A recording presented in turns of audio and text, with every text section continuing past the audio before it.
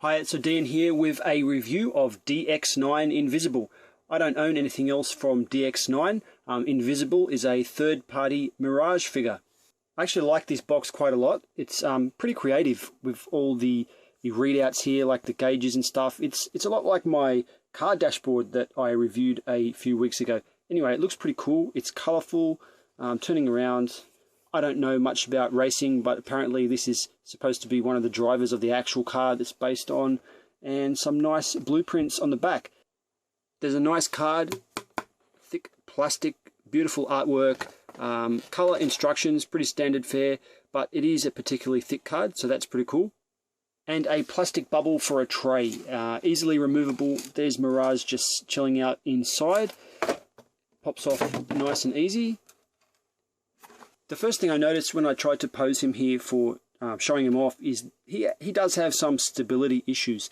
So you can see down here there are ankle tilts. The feet are nice and flat on the ground. Unfortunately, there's nothing supporting this heel. There's a little heel here, but nothing supporting on the sides. So quite often when you get him into a pose, it's just empty space, and even the slightest tap will make him fall over. Now, I will admit that this thing that I'm on here is ever so slightly leaning backwards, but the instability is pretty severe compared to most figures I review on this platform, which I don't normally have any problems with. That is quite a minor thing. On my shelving, which is dead flat, I don't think it's going to be too much of a problem. What I do like is the likeness. It looks a lot like what I would imagine Mirage to look if he just got a better treatment. I do have the classics buried around here somewhere. It's a little bit weird. It's got kind of a hunchback. I've sold off my G1, so I can't compare it to that. But just going off memory, he does look a lot like Mirage. Now, I've seen pictures of the Mastermind Creations Mirage that is coming, and to my eye, this looks closer to what a updated G1 toy would be. Their one seems a bit stylized. I'm kind of eager to get their one too, because I like the way they've done it, but I think this fits very well with a lot of my other figures. Another small problem is this big gap in the back of the arm. I was sticking him into a pose where his arm's raised like that and realized there's a huge hole there. So that's part of the transformation. The hand does fit down in there like that when it transforms, but it is, if you expose it, it is pretty unsightly. So even though he has this awesome double jointed elbow, you're probably not going to want to use the double jointed elbow because it shows this nasty hole off. Invisible comes with this awesome hand weapon. It can just peg in there into the thumb section. Even if the fingers are open like that, it can still sit nice and tight. If you close the fingers and push it in, it gets a lot more tight, so it's more secure. It looks pretty nice. I do like that gun. I like the silver paint. It's a very good kind of shiny but matte silver paint. On his shoulders he has these little holes which you can see up here, and that is for mounting the missile launcher, which just pegs in there. You can put it on either one. It's got a little pivot in it, so it can point up in the air like that, and it looks a lot like G1 Mirage's shoulder mounted missile launcher. Actually, after putting on the gun and the missile launcher, I found he becomes more stable. That extra projection forward like that is just levering him forward, and he falls over much less when he's holding his armament. So that's at least some kind of consolation. For some size comparisons, here's who I count as my gears.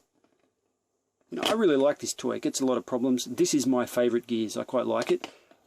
I feel like the height is not too far off. Maybe just if he was a little bit bigger, it would be right. They do look good together. I feel like they both represent the cartoon pretty well. And here we've got Mirage next to Hound, Classics Hound. We don't currently have probably a better version of Hound, so I stick with this. I love this toy, but it is on the small side, so I don't really find fault with DX9 for their scale. It's just that we need to get an updated Hound. And here he is with the much maligned Huff. I love Huff, another third-party masterpiece style G1 character. I think Huff is awesome. They look spot on to me. Both of those look just right. The height compared to each other looks just right, and the styling looks exactly how I think they should be. Putting this Mirage next to something more official, we've got Alert. So Alert is a little tiny bit taller. And that's a bit weird because I always imagined Mirage being the taller one. So maybe he gets a little bit off when you start to put him with official things. I haven't looked at the cartoon to compare it to characters, like I haven't freeze framed it, but I always imagined him to be probably a little bit bigger. Maybe it's because he's always been a bit lanky, that's why I pictured him taller. Posability wise, he can hit awesome poses like this. I mean, look at that. Double jointed everything. He's like, that's not a ball, that's kind of a universal joint there in the shoulder. Like double jointed elbows, ball on the wrist. His head is on a ball. Double jointed knees, ankle tilts. This guy's got everything you need. The only thing lacking that I don't understand why it couldn't be done is a little hole here to peg a stand into. That would have been really awesome to have a tiny little hole here. Then he could have been jumping in the air on my shelf. Just checking out some of the paint details. You can see that nice red paint and white. The chrome is done very well. The eyes are a nice blue that pop. No light piping. Thank God, I hate light piping. Silver in that detail. Nice white face. I mean, look at this. Even some purple highlights on the shoulders. The printing of these letters is done pretty well as well. Like, there's a tiny little bit of bleed there, but only when you zoom right up like this can you see that. I mean, other than that, there's not too much paint. The tires, they feel like rubber, or at least some kind of spongy plastic. Like, yeah, I'm pretty sure that the tires are actually real rubber tires. But it doesn't feel like the typical rubber. I mean, they're slick. They're racing tires. Maybe it's made of the same stuff, and that's just what it feels like when it's nice and smooth. I don't know how long they're going to last. If you look in there, you can see that the rubber portion is pretty thin. So I hope that these are durable. I'll be pretty disappointed if they split, because in general I like the way this looks quite a lot. Let's do the transformation. The transformation is pretty cool actually. Everywhere moves more than what you'd expect. So let's get the simple stuff out of the way first. I'm going to fold his hands in. These panels on the back of the legs, I'm just going to flip them right over so they're at the side of the legs. The wheels, pull them till they snap out like that, and it can seem a bit weird, and actually if you pull it too hard the rubber starts to move on the tire, so you want to grab it behind, but they need to be extended. Do the same on both sides. You hear when it comes out, you hear that snap. The other one didn't quite make it. Let's pull that a bit harder. I mean, I don't want to break the damn thing. I think that it'll do.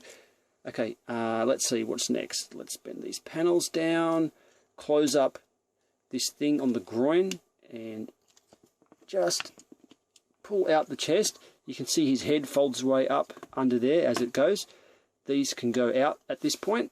The sides of his abs, like his abdomen down here, is pretty cool. It's similar to Masterpiece Starscream, except that it folds up like this and gets out of the way. Now they could have just omitted these little bits altogether.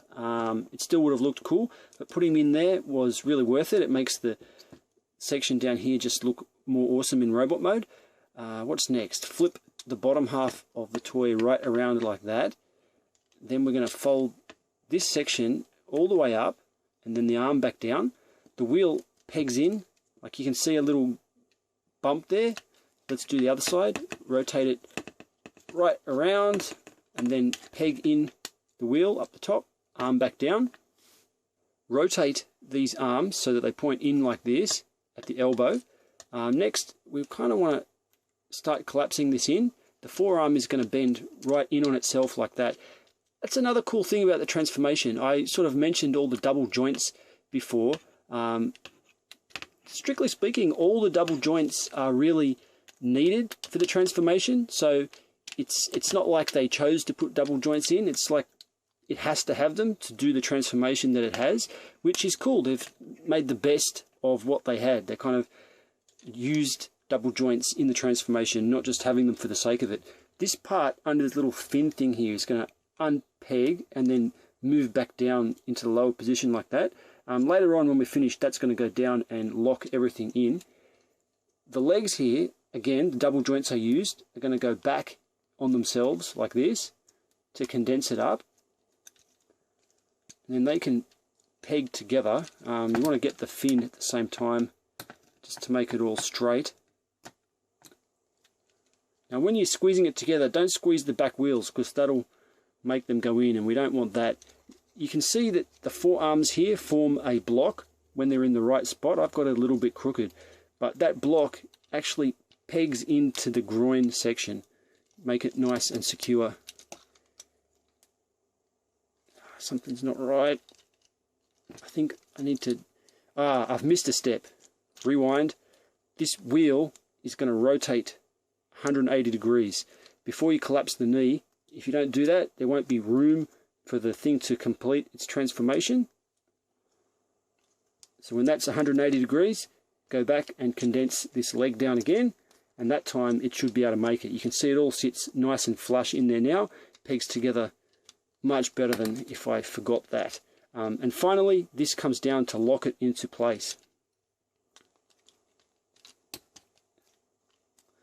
A little bit of fiddling, I should be able to get rid of all the gaps. Oh yeah, and the seat has to bend down into that position too. Very nice. It does look very nice. It has some issues rolling, partly because the clearance underneath is very, very fine clearance.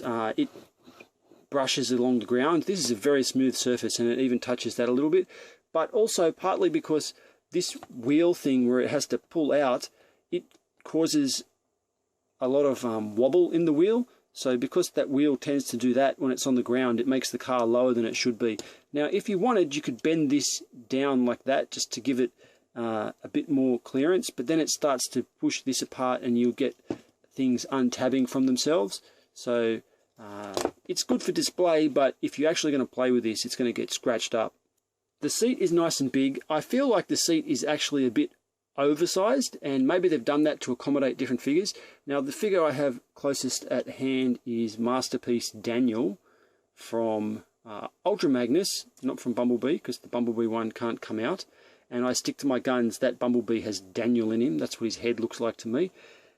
He sits in there, looks a little bit dangerous. You would think in the real car his legs are more enclosed, but you know, it's play value. It's not necessarily car accurate, so I guess that detracts from its masterpiece-ness a little bit, but it's still pretty fun.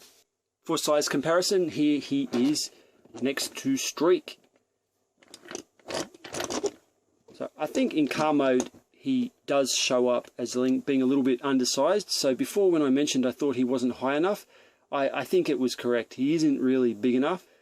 To be truly masterpiece, they should have made him a little bit bigger, because I don't think this Datsun should be bigger than... What formula is he? I don't know, but his racing car should be bigger, I think. But who cares? This is Transformers. Here he is next to a tank, Brawl, from Warbotron, and Brawl should be huge compared to a racing car, but he isn't that big. So it is Transformers. Scale goes out the window. I think it looks pretty cool anyway.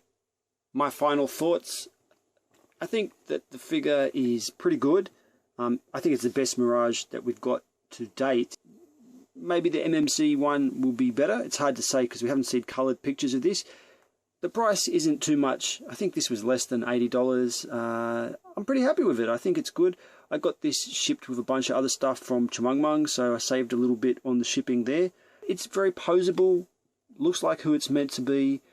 There's nothing breaking. I can't see any blemishes or sprue marks or anything like that, so it's a clean toy. Like, if there's anything that I would watch out for, I would say that all these joints are just friction. Like, all these double joints that do transformation are friction based, so I don't know how long they're going to hold out, but loads of toys are like that these days. So if you have it on display a lot, then I guess that's not much to worry about. But if you play with stuff all the time, then it might be something you want to consider. The gap under the arm is a little bit unsightly, but all in all, I think it's not that noticeable. I'm happy with it. This has been my video review for DX9's Invisible, aka Transformers Masterpiece-ish Mirage. I'm odeean. Thanks for watching.